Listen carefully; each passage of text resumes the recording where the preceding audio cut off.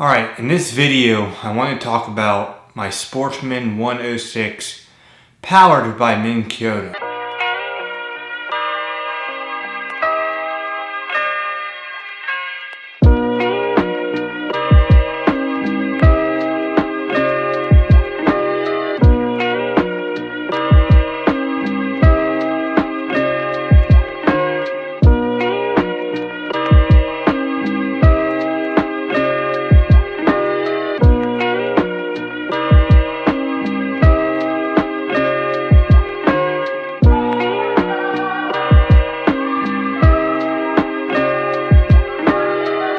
And is it worth buying? Is it worth the money? I mean, I think it is because I did pay $2,500 for it, and you guys seen what it can do. Basically, the reason why I got it is because it has a trolling motor on it. It's 45-pound thrust on it.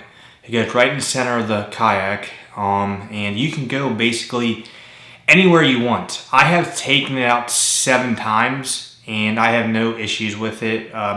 Some people in the comments are saying, "Oh, what happens if it flips over?" I've been standing on that thing, jumping up and down, walking to the front of the kayak, and also walking to the back of the kayak. Big waves hitting me too, and I have had nothing has had to happen to me. So, I mean, yes, it is worth it. It's stable. You can even, in my opinion, have 2 people on it. It's so stable. I was out there yesterday, and there were big, giant waves from the wind and boats that were coming in, and I didn't fall. Also, you can stand in like sight fish. So basically, you're standing on top of it, and the trolling motor is running. You can control the pedals with your feet by standing up also. So in my opinion, is it worth the money? Yes, it's worth the money because you can go anywhere on that kayak. It's super stable. And again, if I'm taking it out 3 to 4 times a week, I'm getting my money's worth out of it. I don't know. Wasn't going to get a boat, but this kayak is probably the best kayak on the market. I know there's one that is upgraded from this, but this one is just good. It has so much storage in it that you can, from the front, there's like a little, if you guys watched my last video, there's a little storage bin you can dry thing you can put in the front and in the back. Put a book back. I even put my big kayak cart wheels in there. It has like 3 rod holders, stuff like that. So if it's worth the money compared to like Walmart kayaks and pedal drives, yes, because when you're using a pedal drive, you get tired. And also another question was, what if the battery dies? If the battery dies, you can paddle. Okay, I got a paddle with it. I paddled back one time to see what would happen.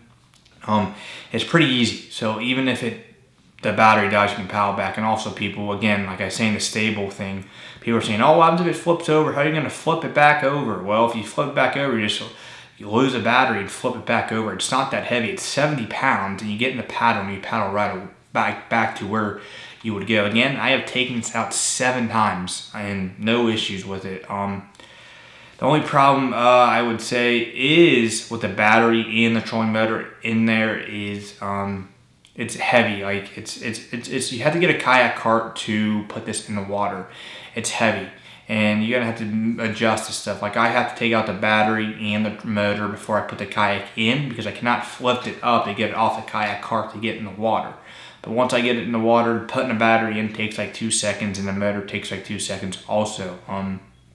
Again, I do like this. Honestly, when I'm standing on it, it is like a boat, and I just, for $2,500, and honestly, to me, I know it beats a boat in my opinion because I know a boat can go really, really fast, and this goes pretty good in the water. But I mean, for a fishing kayak, if you want to pay 10 grand for a boat and $2,500 for a kayak, and 1 year, if something goes wrong with it for like the electronic, the motor and stuff, they'll replace it. I'm gonna go with the kayak.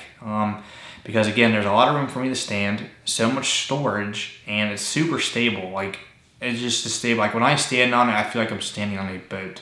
So is it worth the money? In my opinion, yes, it's worth the money. You can go pick these up at, I got mine offline because they're out where I'm from.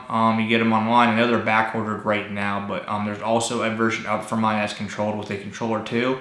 That one's like $3,500, so $1,000 more. But and again, if you're looking for a kayak and you don't really want to buy a boat, I would get that kayak because it just works just like a boat. Easy to transport. Like I said, the only thing hard. And anyways, and also I can car top it too. That's another thing. If you don't have a truck or anything or a trailer, I put mine on my Ford Fusion, 2010 Ford Fusion without a problem.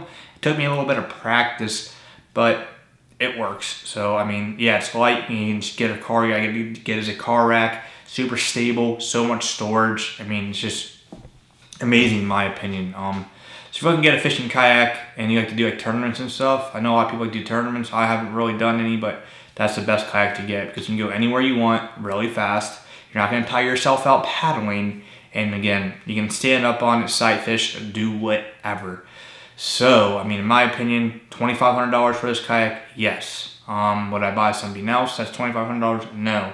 The kayak has a motor in it. That's all I needed. I can like literally relax and say I'm looking for a different spot to fish on Google Maps on my phone. I can just turn that motor on, control it with my feet because it's so hands-free, and I'm good to go. So, yeah, in my opinion, it is worth it. $2,500, this kayak is worth it. That's about it for today's exciting episode of Hook and Bass 92. You guys can do me a big, big favor. Hit that like button and also to hit that subscribe button. Also, don't forget to turn your post notifications on. It is that bell right next to the subscribe button. So when you hit that and you turn it on, you get my episodes as soon as I post it. And comment below and let me know if you guys like this kayak or not, or if you think I spent too much money on it. And as always, catch big fish. Have a great day.